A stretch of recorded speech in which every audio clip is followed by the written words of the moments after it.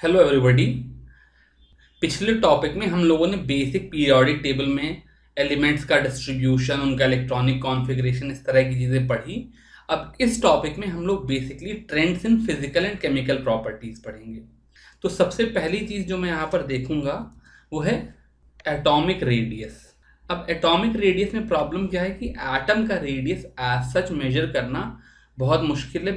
तो हम क्या करते हैं, जहाँ पे हम लोग एटॉमिक रेडियस की बात करते हैं, इसका दो मतलब निकल करके आता है। Atomic radius are basically either metallic radius, जैसे मान लो मेरे पास कोई मेटल है, तो अगर मैं कॉपर के लिए एटॉमिक रेडियस की बात कर रहा हूं तो मैं मेटालिक रेडियस की बात कर रहा हूं। और दूसरी चीज है कोवैलेंट रेडियस।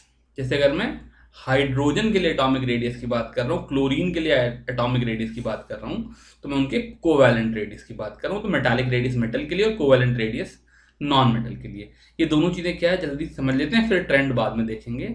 तो सपोज करो मेरे पास कोई मेटल है, सपोज करो मेरे पास आयरन है। तो आयरन का अगर मैं क्रिस्टल स्ट्रक्चर देखूं तो उसमें आयरन के मेटल लाइन से इस तरीके से अरेंज होते हैं।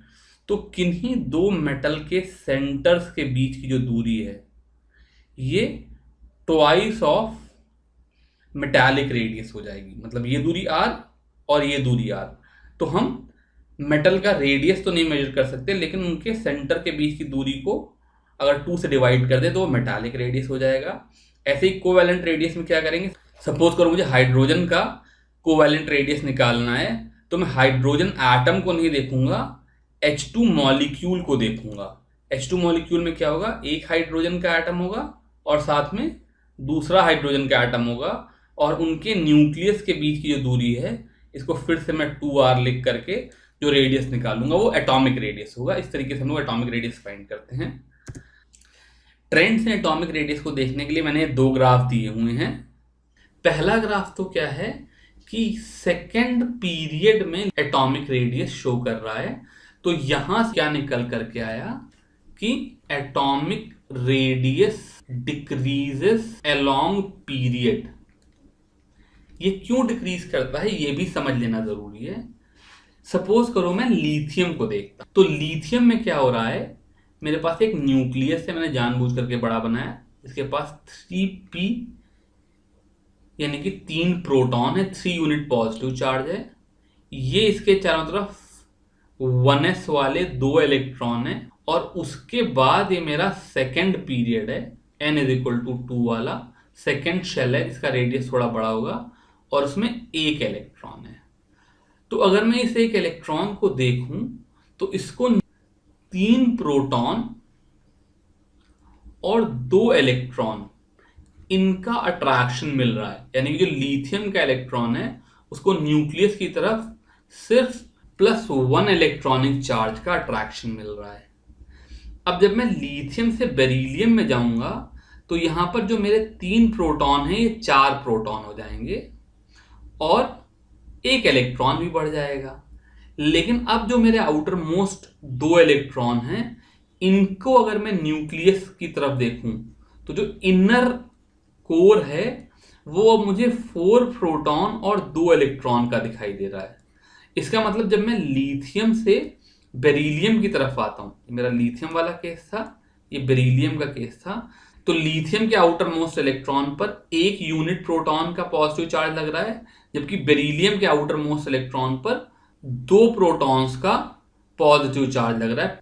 ऐसे ही जैसे मैं लिथियम से बेरिलियम से बोरॉन की तरफ आऊंगा, वैसे वैसे चूंकि इफेक्टिव न्यूक्लियर चार्ज, ये जो मैं चार्ज कैलकुलेट कर रहा हूं इसके लिए एक वर्ड मैं यूज करता हूं, इफेक्टिव न्यूक्लियर चार्ज, जो कि charge on nucleus minus charge on inner electrons है, ये बढ़ता जा रहा है। इसलिए अलोंग द पीरियड जाने पे मेरा साइज डिक्रीज हो रहा है। ये तो पहले वाले ग्राफ की बात हो गई। अब दूसरे वाला ग्राफ तो बहुत सिंपल है। इसमें जब मैं लिथियम से सोडियम से पोटेशियम से रुबिडियम से सीजियम में जा रहा हूं तो यहां पर साइज इंक्रीज कर रहा है। वही बात फ्लोरीन क्लोरीन ब्रोमीन आयोडीन में है।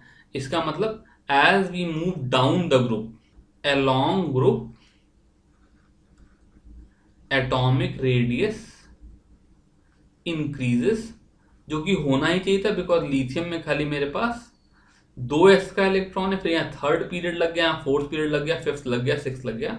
तो जैसे जैसे नंबर ऑफ पीरियड्स बढ़ते जाएंगे वैसे वैसे साइज बड़ा होता जाएगा। यहाँ पर एक ध्यान देने वाली बात क्या है कि जब मैं ये साइज कैलकुलेट कर रहा हूँ तो मैं एटॉमिक रेडियस में नोबल गैस नहीं लेता, बिकॉज नोबल गैस चूंकि आपस में इंटरैक्ट नहीं करती हैं, इसलिए मैं वहां पर उनका रेडियस अगर मेजर करूं तो बहुत लार्ज आ जाता है, इसलिए हम उसको यहाँ पर इस स्टडी के लिए कंसीडर ही नहीं करते। अगला जो कंसेप्ट आया वो आया ट्रेंड्स इन आयनिक रेडियस का। तो आयनिक रेडियस पहली बात तो जो करस्पॉन्डिंग एटम है उससे रिलेटेड होगा, लेकिन यहाँ पर दो तरह के आयंस होंगे। एक तो अगर मैं कैटायंस को देखूं तो सपोज करो मेरे पास कोई मेटल है, जैसे मान लो सोडियम है और ये Na प्लस प्लस इलेक्ट्रॉन देता है, तो अगर सोडियम का साइज ऐसा होगा तो Na प्लस का साइज छोटा हो जाएगा, यानी cations are typically smaller in size as compare to corresponding atoms. क्योंकि होता क्या है, एक तो यहां पर 3 शेल थी, यहां पर खाली 2 शेल रह गई।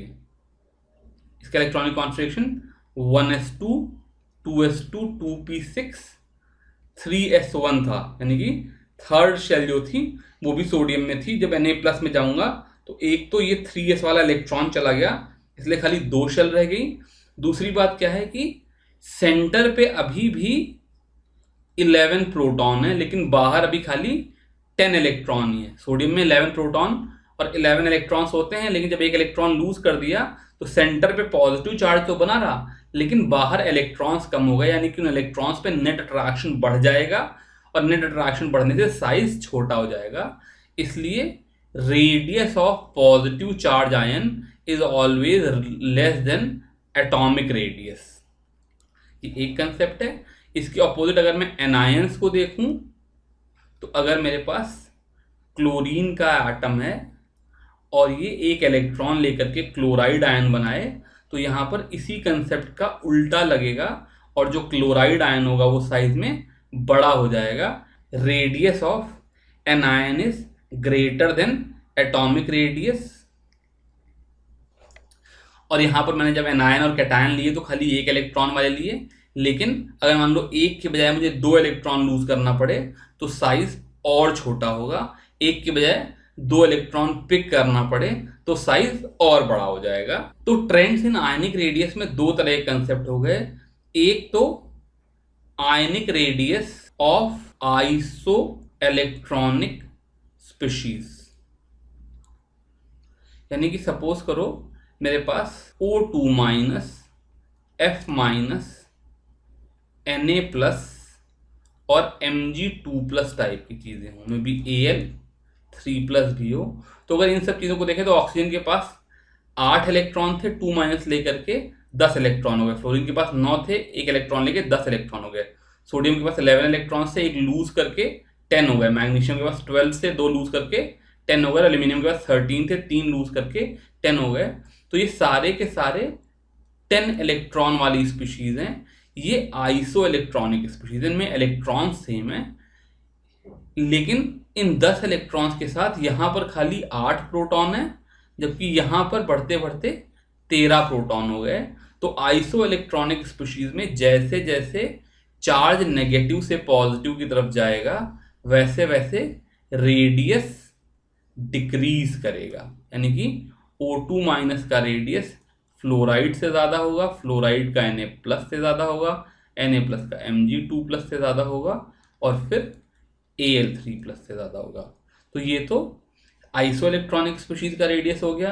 अब अगर मैं ग्रुप में देखूं, सपोज करो मेरे पास lithium plus, sodium plus, potassium plus, इस तरीके से सेम ग्रुप में अलग अलग स्पीशीज हैं, तो down the group radius increase करेगा। इसमें तो कोई बहुत ज़्यादा सोचने वाली बात है नहीं, बिकॉज जैसे एक एक्स्ट्रा शेल जुड़ती जाएगी वैसे वैसे रेडियस इंक्रीज करता जाएगा।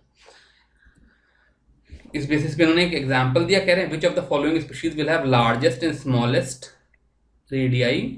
तो पहली बात तो क्या है, यहाँ पे एल्यूमिनियम और मैग्नीशियम ये दो मेटल्स हैं और फिर मैग्नीशियम 2+ और एल्यूमिनियम 3+, दो आयंस हैं। तो जैसा मैंने अभी तुम्हें बताया कि जो कैटायंस हैं इनका साइज मेटल से छोटा होगा, तो इसका मतलब मैग्नीशियम 2+ और एल्यूमिनियम 3+ का साइज छोटा होगा। उसमें भी एल्यूमिनियम 3+ में चूंकि 3 यूनिट पॉजिटिव चार्ज है, इसलिए वो सबसे छोटा होगा। सबसे छोटी चीज़ एल्यूमिनियम 3+ होगी, फिर मैग्नीशियम 2+ होगी। ये तो मेरे कैटायन आ गए। मेटल्स में देखिए तो मैंने एटॉमिक रेडियस वाले में बताया था कि along the period atomic size decrease करता है। इसका मतलब aluminium will be smaller than magnesium. तो यहाँ पर इसके बाद एल्यूमिनियम आ जाएगा और इसके बाद फिर मैग्नीशियम आ जाएगा। अगला कंसेप्ट है ट्रेंड्स इन आयनाइजेशन एंथैल्पी। तो एंथैल्पी वर्ड क्या है, ये आगे चल करके हम लोग केमिकल एनर्जेटिक्स, केमिकल थर्मोडायनेमिक्स का चैप्टर पढ़ेंगे, उसमें बहुत डिटेल में पढ़ेंगे। पर फिलहाल यहाँ पर एंथैल्पी का मतलब तुम एनर्जी ही समझ लो। एंथैल्पी एक तरह की एनर्जी होती है। तो आयनाइजेशन एंथैल्पी का मतलब एक तरह की आयनाइजेशन एनर्जी है। तो किसी चीज़ को आयनाइज करने में कितनी एनर्जी लग रही है। यहाँ पर आयनाइजेशन से मेरा मतलब है कैटायन बनाने के, यानी कि मेरे पास कोई एक स्पीशीज है X जो कि एक इलेक्ट्रॉन दे करके X++ इलेक्ट्रॉन दे। इस प्रोसेस में जो एनर्जी चेंज होगा, या दूसरे शब्दों में कहें तो इस काम को करने में जितनी एनर्जी लगेगी, बिकॉज मैं क्या कर रहा हूँ, एक न्यूट्रल एटम में से इलेक्ट्रॉन बाहर निकाल रहा हूँ, तो जितनी एनर्जी से मुझे देनी पड़ रही है, जो एनर्जी चेंज है, उसको मैं डेल्टा H से डिनोट करता हूँ और इसको मैं डेल्टा H आयनाइजेशन बोलता हूँ। अब जो आयनाइजेशन एंथैल्पी है, ये अगर एक इलेक्ट्रॉन निकले तो इसको मैं फर्स्ट आयनाइजेशन एंथैल्पी बोलता हूँ। ऐसा ज़रूरी नहीं खाली एक इलेक्ट्रॉन निकले, कई बार क्या होता है कि मैं X+ से फिर एक और इलेक्ट्रॉन निकाल करके X2+ बना लेता हूँ, इसको मैं सेकेंड आयनाइजेशन एंथैल्पी।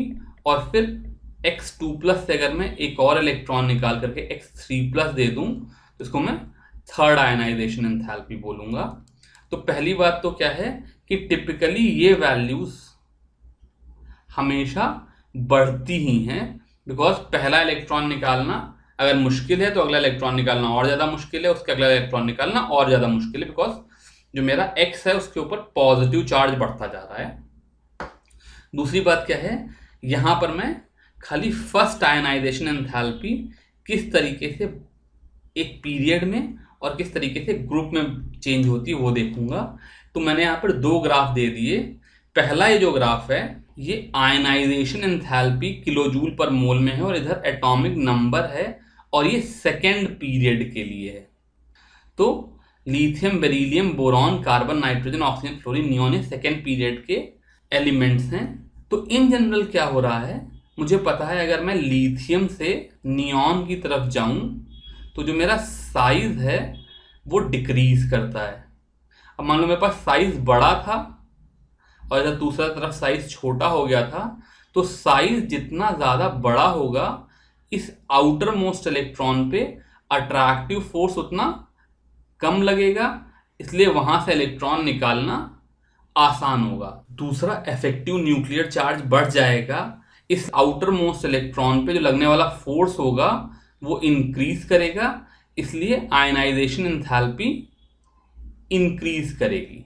यानी कि जनरल ट्रेंड क्या होना चाहिए था कि जब मैं एटॉमिक नंबर बढ़ाऊं तो आयनाइजेशन एंथैल्पी बढ़नी चाहिए थी। लेकिन अगर हम इस ग्राफ को देखें तो एक्चुअल ट्रेंड ऐसा नहीं है। मोर और लेस बढ़ तो रही है, लेकिन बेरिलियम की बोरॉन से और नाइट्रोजन की ऑक्सीजन से ज्यादा है। तो ये जो बेरिलियम और नाइट्रोजन है, इनकी अगर मैं कहूं तो ट्रेंड के कंपैरिजन में एक्सेप्शनली हाई आयनाइजेशन एंथैल्पी है। इसके पीछे रीजन क्या है कि अगर मैं बेरिलियम का इलेक्ट्रॉनिक कॉन्फ़िगरेशन देखूं तो ये हीलियम 2s2 है, जबकि नाइट्रोजन जो है ये हीलियम 2s2 2p3 है।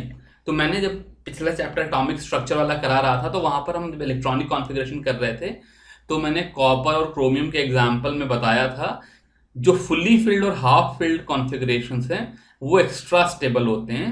तो ऐसे ही यहाँ पर बेरिलियम और नाइट्रोजन ये फुल्ली फिल्ड और हाफ फिल्ड कॉन्फ़िगरेशन है, तो इसमें से इलेक्ट्रॉन निकालना मुश्किल होगा।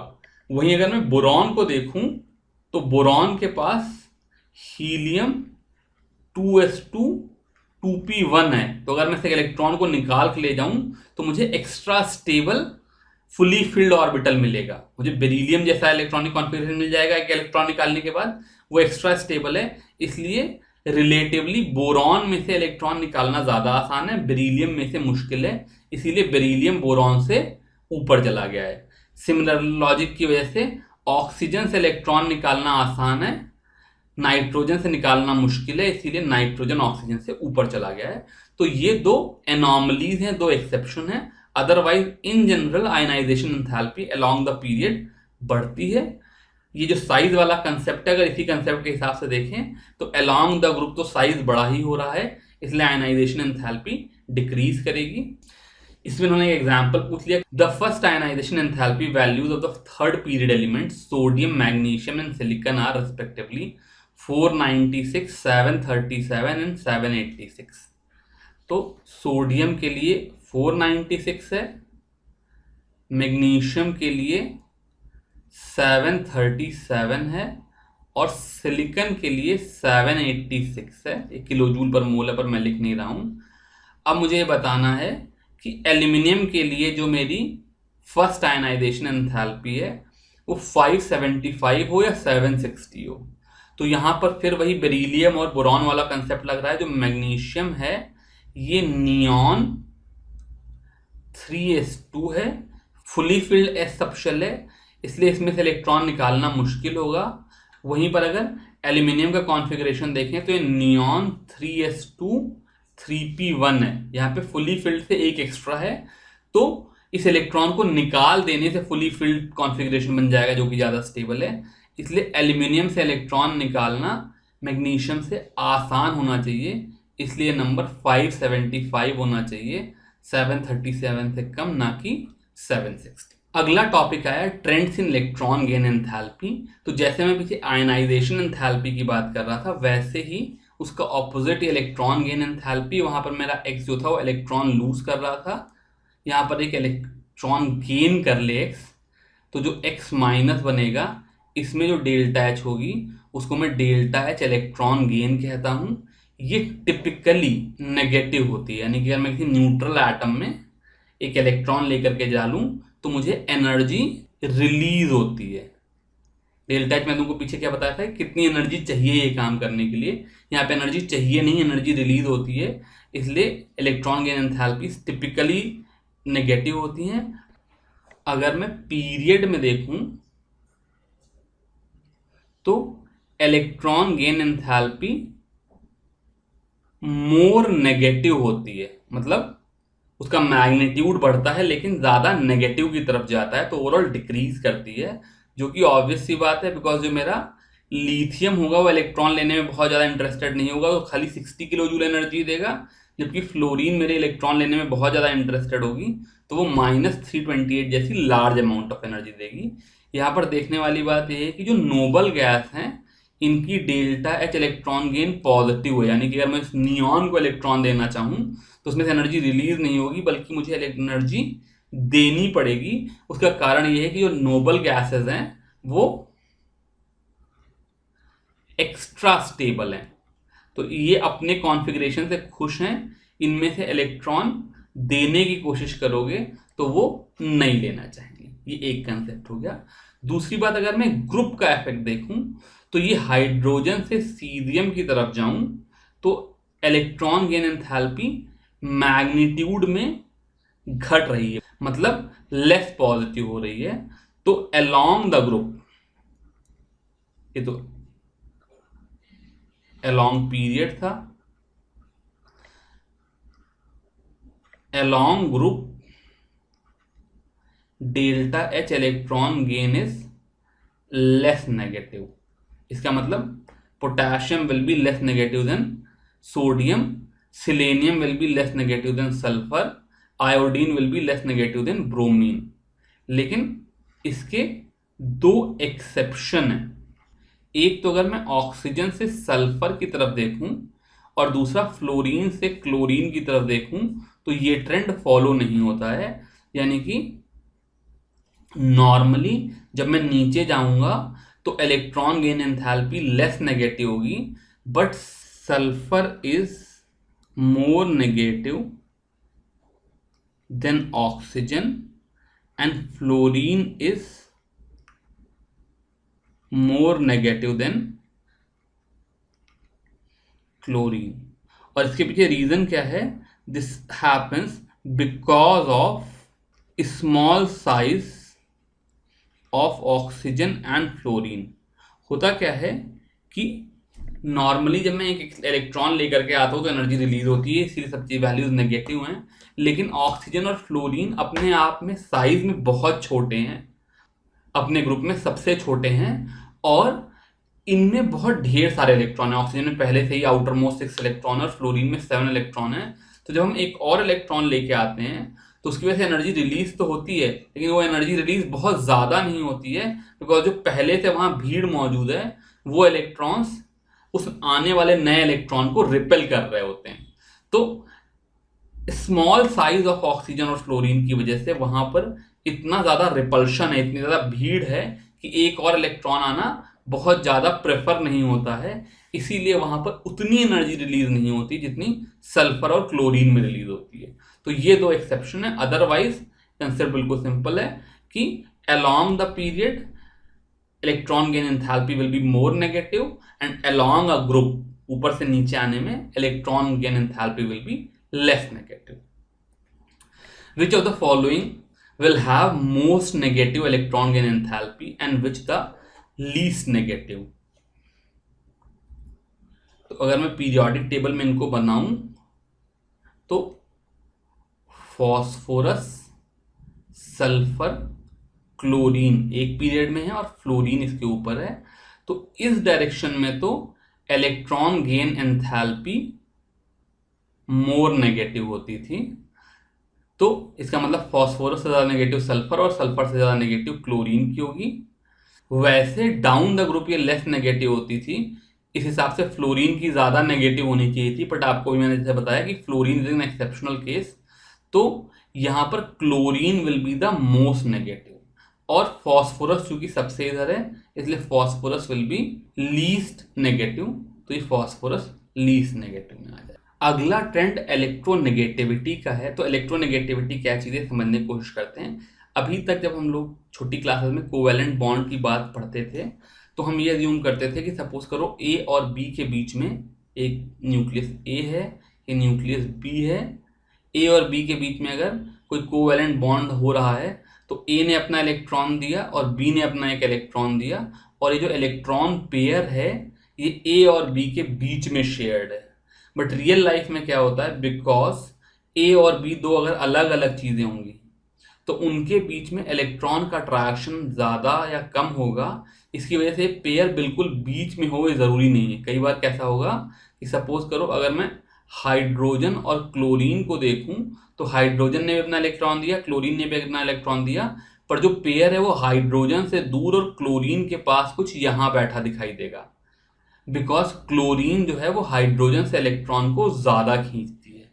तो किसी एक एटम की इस तरीके से कोवैलेंट बॉन्ड में अपनी तरफ इलेक्ट्रॉन को खींचने की जो टेंडेंसी है उसको हम इलेक्ट्रोनेगेटिविटी बोलते हैं। Electronegativity is ability of a element to pull electron towards it in a covalent bond. तो इलेक्ट्रोनेगेटिविटी अगर मैं देखूं तो अलोंग द पीरियड जैसे जैसे मैं लिथियम से फ्लोरीन की तरफ जाऊंगा वैसे वैसे इलेक्ट्रोनेगेटिविटी इंक्रीज करेगी, और डाउन द ग्रुप जैसे जैसे मैं नीचे की तरफ जाऊंगा, न्यूक्लियस से दूर जाता जाऊंगा, वैसे वैसे इलेक्ट्रॉन के लिए अट्रैक्शन कम होता जाएगा, इसलिए इलेक्ट्रोनेगेटिविटी डिक्रीज करेगी। इस हिसाब से फ्लोरीन जो है वो मोस्ट इलेक्ट्रोनेगेटिव एलिमेंट है, और फिर उस हिसाब से मैं चीजों की इलेक्ट्रोनेगेटिविटी कंपेयर कर सकता हूं। अब हम लोग केमिकल प्रॉपर्टीज की पीरियोडिसिटी देख लेते हैं। तो पहली पीरियोडिसिटी इन ऑक्सीडेशन स्टेट है। तो यहां पर उन्होंने क्या किया, इन्होंने एक टेबल बना दी जिसमें इन्होंने ग्रुप के साथ नंबर ऑफ वैलेंस इलेक्ट्रॉन दे दिए। तो number of valence electron along a period बढ़ते हैं, इसलिए पहले तो जो तुम्हारी वैलेंसी या ऑक्सीडेशन स्टेट है वो बढ़ती है, लेकिन उसके बाद वैलेंसी कम होती जाती है। जैसे अगर मैं हाइड्राइड्स का फॉर्मूला देखूं तो लिथियम हाइड्राइड में वैलेंसी 1 है, फिर कैल्शियम हाइड्राइड में 2 है, एल्यूमिनियम में 3, कार्बन वाली जो फैमिली है उसमें 4 हो गई, और फिर डिक्रीज होकर के ये 3 to 1 हो गई। लेकिन अगर मैं ऑक्साइड्स का केस देखूं तो ऑक्साइड्स में वैलेंसी 1 से 2, 2 से 3, 3 से 4 हुई, लेकिन आगे चल करके कहीं पर घट करके 3 भी हो जाती है, कहीं पर 5 भी हो जाती है। यहाँ पर SO3 या SeO3 में 6 हो जाती है, क्लोरीन में यहाँ पर 7 हो जाती है। तो इसका मतलब वैलेंस अलोंग द पीरियड शुरू में तो बढ़ता है, बाद में बढ़ भी सकता है और घट भी सकता है। एक ग्रुप में देखें तो हमेशा वैलेंसी सेम रहती है, यानी कि लिथियम सोडियम पोटेशियम की वैलेंसी सेम होगी, फ्लोरीन फ्लोरीन ब्रोमीन आयोडीन की वैलेंसी सेम होगी। एक क्वेश्चन कह रहे हैं using periodic table predict the formula of compound which might be formed by the following pair of elements silicon and bromine. तो silicon जो है वो बीच में है कार्बन के नीचे, इसलिए इसकी वैलेंसी 4 होगी, ब्रोमीन की वैलेंसी 1 होगी, इसलिए इनका फॉर्मूला SiBr4 हो जाएगा। एल्यूमिनियम और सल्फर को देखें तो एल्यूमिनियम की वैलेंसी 3 होगी, सल्फर की 2 होगी, तो एल्यूमिनियम के 2 एटम सल्फर के 3 एटम से मिलेंगे और इनका फॉर्मूला Al2S3 हो जाएगा। अब हम लोग anomalous properties of second period पढ़ेंगे। यानी अगर मैं पीरियोडिक टेबल देखूं तो मेरा सेकेंड पीरियड है लिथियम से लेकर के फ्लोरीन तक वाला, उसकी कुछ प्रॉपर्टीज अपने ग्रुप से थोड़ी सी डिफरेंट होती हैं। उनके पीछे मेनली 3 कारण ही होते हैं। पहला रीजन है डायगोनल रिलेशनशिप। सपोज करो मैं लिथियम, बेरिलियम, सोडियम, मैग्नीशियम और एल्यूमिनियम को देखूं तो हो क्या रहा है कि लिथियम से सोडियम में जाने पे साइज इंक्रीज कर रहा है और सोडियम से मैग्नीशियम पे जाने पे साइज डिक्रीज कर रहा है।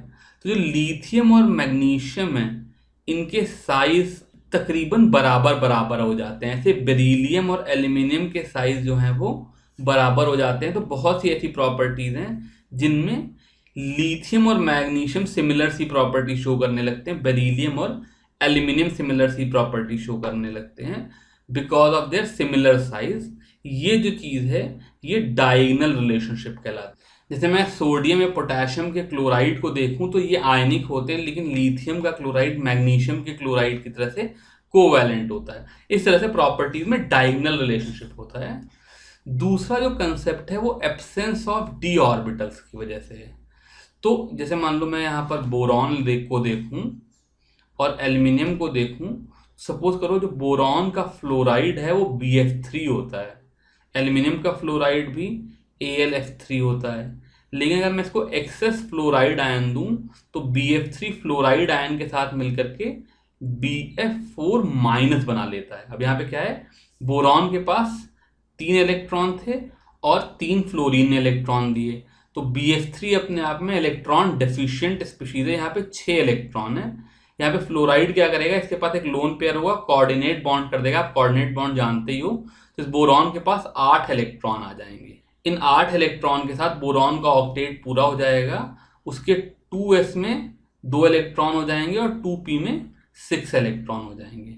पर अगर मैं इसी तरह से एल्यूमिनियम फ्लोराइड को देखूं और उसको भी एक्सेस ऑफ फ्लोराइड दूं तो उसको भी AlF4 बनाना चाहिए था, लेकिन वो AlF4 नहीं AlF6 3- बना लेता है, बिकॉज यहाँ पर वो 2 फ्लोराइड आयन एक्स्ट्रा ले लेता है। अब ये 2 एक्स्ट्रा फ्लोराइड आयन है अपने साथ 2 पेयर ऑफ इलेक्ट्रॉन लाएंगे, तो यहाँ पे एल्यूमिनियम के पास 12 इलेक्ट्रॉन्स आ जाते हैं और इन 12 इलेक्ट्रॉन को एकोमोडेट कराने के लिए वो 3s2 3p6 के साथ 3d में भी 4 इलेक्ट्रॉन ले लेता है।